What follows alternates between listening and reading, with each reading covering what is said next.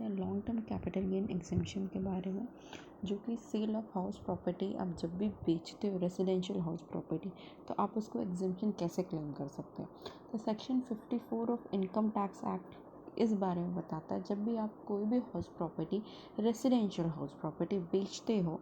और उस अमाउंट को आप या तो कोई रेजिडेंशियल हाउस प्रॉपर्टी ख़रीदने में लगा देते हो या फिर आप कोई नई प्रॉपर्टी बनवाते हो रेजिडेंशियल हाउस प्रॉपर्टी, तो वो अमाउंट जो है भी आया है वो एग्जेम्प्ट हो जाएगा। अब इसके बारे में जान लेते हैं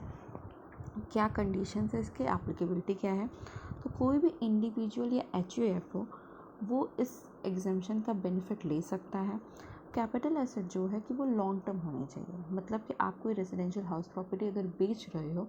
तो आप उसको होल्ड करके 2 साल से ज़्यादा आपके पास वो होना चाहिए, होल्ड करके रखा उसके बाद ही आप बेच सकते हो, तभी वो लॉन्ग टर्म कैपिटल गेन कहलाता है। और जो सेलर है जो बेच रहा है, या तो वो एक नई प्रॉपर्टी में इन्वेस्ट करे, कोई रेजिडेंशियल हाउस प्रॉपर्टी, या फिर कोई एक रेजिडेंशियल हाउस प्रॉपर्टी बनवाए। अब कंडीशंस क्या है इसके एग्जेम्पशन क्लेम करने की, या तो वो परचेस करे कोई नया घर 1 साल के अंदर अंदर, 1 साल के अंदर अंदर, या फिर 2 साल के अंदर अंदर, 1 साल के पहले और 2 साल के अंदर अंदर जब भी आप उस हाउस प्रॉपर्टी को बेच रहे हो,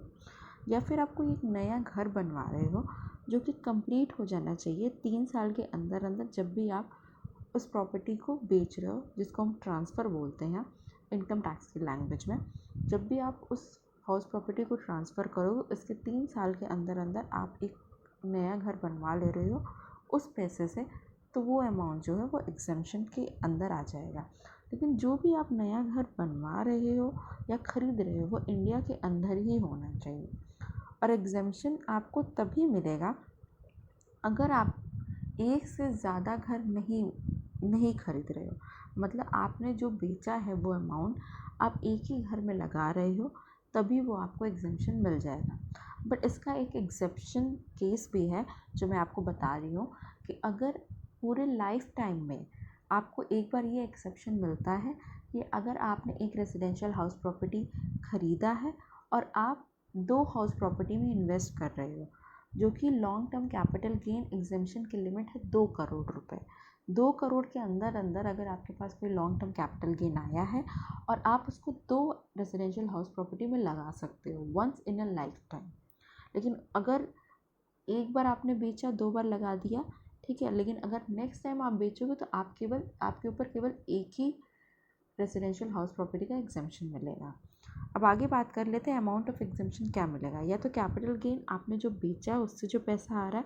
या फिर आपने जो भी अमाउंट इन्वेस्ट किया है नई रेजिडेंशियल हाउस प्रॉपर्टी में, जो भी कम का अमाउंट होगा वो आपको एग्जेम्पशन मिल जाएगा।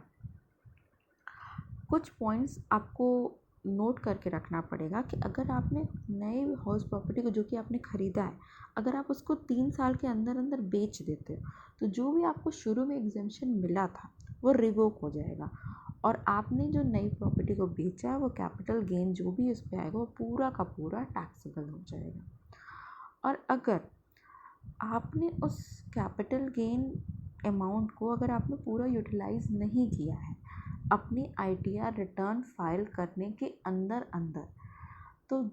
पूरा अमाउंट अगर आपने इन्वेस्ट नहीं किया तो वो कंडीशन है कि आपको वो पैसा कैपिटल गेन अकाउंट स्कीम में जमा करवा देना होगा।